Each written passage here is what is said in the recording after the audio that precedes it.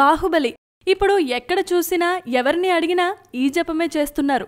దర్శకుడు రాజమౌళి తనదైన శైలిలో చెక్కిన అద్భుత సృష్టి బాహుబలి. ప్రభాస్ హీరోగా తీసిన ఈ సినిమా మొదటి పార్ట్ 2015వ సంవత్సరంలో రిలీజ్ కాగా అది ఎంత పెద్ద విజయం సాధించిందో మనందరికీ తెలిసిందే.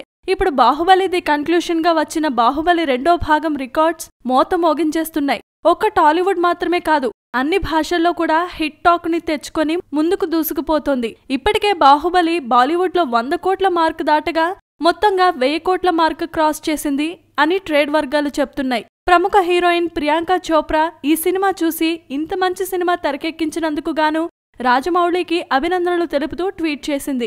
తాజాగా మరో బాలీవుడ్ స్టార్ హీరోయిన్ దీపికా పదుకొనే కూడా బాహుబలి సినిమా చూసి ఒక ఇంటర్వ్యూలో మాట్లాడుతూ, నేను ప్రియాంక చోప్రా మన దేశాన్ని ఎలా ప్రాతినిధ్యం చేస్తున్నామో అలాగే ఒక రీజనల్ సినిమా అయిన బాహుబలి కూడా మన దేశ ఖ్యాతిని అందరికీ చాటి చెప్తుంది. సినిమా ఇండస్ట్రీ క్రియేటివిటీకి మరియు టాలెంట్కు ఎలాంటి హద్దులు లేవని మరోసారి ఈ సినిమా నిరూపించింది. రాజమౌళి, ప్రభాస్ మరియు అందరి కృషిని అభినందిస్తూ దీపిక బాహుబలి సినిమాపై ప్రశంసల వర్షాన్ని కురిపించింది. ఇది ఇలా ఉంటే ప్రభాస్ నటించబోయే సాహో చిత్రంలో హీరోయిన్ గా దీపికా పదుకొనే నటిస్తుందని ఆ మధ్య వార్తలు వినిపించిన సంగతి మనందరికీ తెలిసిందే. Please subscribe.